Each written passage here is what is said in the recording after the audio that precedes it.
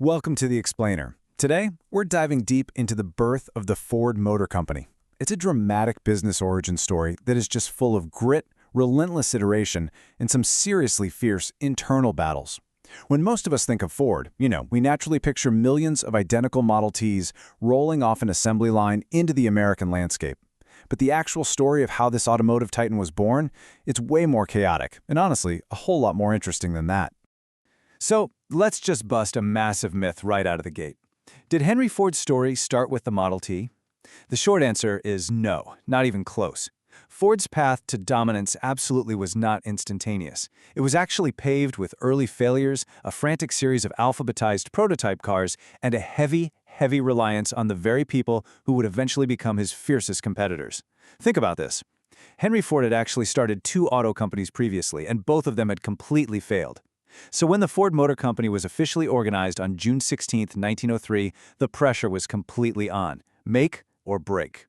And this right here is where it actually began. The real first Ford, the 1903 Model A. What's super interesting about this is the design. Notice the rear entrance tonneau? That's essentially a detachable rear passenger compartment. It was pretty clever, really.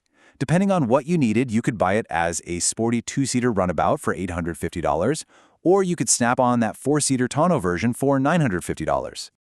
Now, if we peel back that bodywork, we can see the real foundation of Ford's early engineering, the chassis of that 1903 Model A.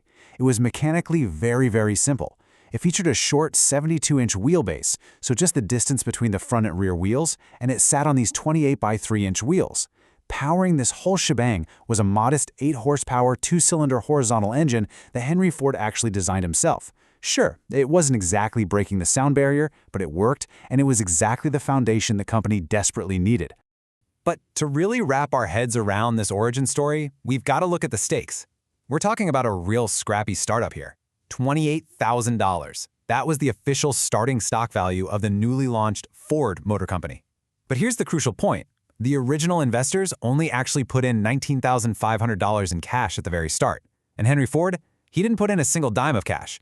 He was named vice president, and he invested his knowledge, his experience, and his reputation. Things got so tight that their bank balances actually fell below $250 before their very first sale in July 1903 finally saved the whole operation. And their operating conditions, well, they totally reflected that tight budget. $75, that is all they paid in monthly rent for their very first factory. It was the Mack Avenue plant in Detroit, which honestly was really just an old wagon manufacturing shop owned by a guy named Albert Strello. Strello remodeled this simple one-story frame structure for them. When they first opened the doors, Ford had a labor force of only a dozen workers, just 12 guys in a rented wagon shop trying to literally build the future. Which brings us to an incredibly fascinating piece of irony. In 1903, Henry Ford applied for a patent license from the ALAM, that's the Association of Licensed Automobile Manufacturers, and he was turned down flat. The primary reason? Well, the selection committee believed Ford Motor Company was, and I quote, an assembly company rather than a manufacturing company. Basically, they didn't think Ford was actually making cars. And, to be completely fair to the ALAM, they kind of hit the nail on the head. If we look at Ford's actual 1903 assembly process, it's pretty clear. Step 1, buy the running gear from outside suppliers. Step 2, buy tires, wheels, and bodies from 3 other different firms. Step 3, put it all together at Mack Avenue. Those dozen workers we talked about weren't forging steel. They were literally just assembling components that were purchased elsewhere. Ford was an assembler, not a true manufacturer at this stage, especially compared to peers who were building their own engines and transmissions from scratch. And when we talk about those outside suppliers, the most critical ones by far were John and Horace Dodge. In February 1903, the Dodge brothers agreed to manufacture 650 engines and drivetrains for Henry Ford, all to be delivered by June. They built the running gear. That meant the chassis, the engine, the transmission, the drive shaft, and the axles. So the Dodge brothers supplied the literal heart and muscle of the very first Fords. But they didn't just supply parts. They also owned a 10% share of the Ford Motor Company itself. They had massive leverage. But even with all these constraints, the company was growing like wildfire. They quickly outgrew that little Mack Avenue plant. And over the next few years, they embarked on this crazy period of rapid iteration. Ford aggressively pushed through the alphabet.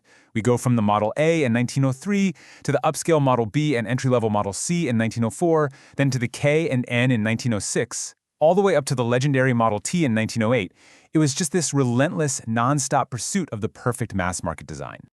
But behind the scenes of all this rapid evolution, there was a fierce internal battle raging. You basically had two entirely different visions for the company's future fighting it out. On one side, you had company treasurer Alexander Malcolmson and a faction of directors. They favored building expensive, luxury cars for the rich, which, to be fair, yielded a really large profit margin per vehicle. But on the other side, you had Henry Ford, and he passionately advocated for building simple, inexpensive cars for the great multitude. His reasoning was that massive volume would generate the real profit. You can literally see this conflict in the stark contrast of the actual cars they were producing. In 1906, the big car faction forced the introduction of the Model K. This was a $2,000, six-cylinder, 40-horsepower luxury beast. But at the exact same time, Ford introduced the Model N, a super basic, lightweight, four-cylinder car selling for just $600. Now, surprisingly, the Model K was actually very profitable for Ford initially, but the affordable Model N, that became America's best-selling car. It proved Ford's true vision right, and it ultimately gave him the leverage to buy out Malcolmson and take total control as president. So once Ford actually had total control, he was ready to take his vision to the absolute limit. In January 1907, he ordered the creation of a secret experimental room. He had it tucked away in the back corner of the third floor at their new Piquette plant. He furnished it with a drafting table, a few machine tools, a chalkboard, and, incredibly, his mother's old rocking chair. It was right here, behind closed doors with a hand-picked team of guys mostly in their 20s, that Henry Ford secretly hashed out the ultimate mass-market automobile, the Model T. But here's the twist. While the Model T was becoming this world-changing, monumental success, the very alliances that helped build Ford were completely falling apart. Remember the Dodge brothers? Yeah, that drama escalated rapidly. The Dodges actually used their wealth from Ford to launch their own competing car, the Model 3035, in 1914. They were competing directly with the Model T. Then in 1916, they actually sued Henry Ford. They claimed he had priced his cars way too low, thereby cheating them and the other shareholders out of potential dividend income. This partnership had completely devolved into a bitter, bitter feud. Henry Ford's retaliation was, well, it was nothing short of ruthless. It's a literal masterclass in cutthroat corporate maneuvering. First step, Ford formally resigns and hands the company over to his son, Edsel. Next, he intentionally plants a rumor that he's going to start a brand new, rival car business. This completely panicked the investors. The threat alone drove down the value of Ford Motor Company shares, and it heavily scared the Dodge brothers and others into finally selling their shares right back to the Ford family. Henry Ford had successfully and ruthlessly squeezed out his greatest rivals. Which leaves us with this final, pretty provocative thought to wrap up our explainer today. How different would automotive history be if the Dodge brothers hadn't supplied that initial muscle and money? It is the absolute ultimate irony of this story. The Ford Motor Company became the legendary giant of independent, top-to-bottom manufacturing. Yet it was born entirely dependent on the parts, the engines, and the capital of the men who would eventually become its most bitter competitors. It really just goes to show, doesn't it? The road to making history is rarely a straight line. Thanks for joining me on this explainer today, and I really hope this changes how you look at that blue oval the next time you see one out on the road.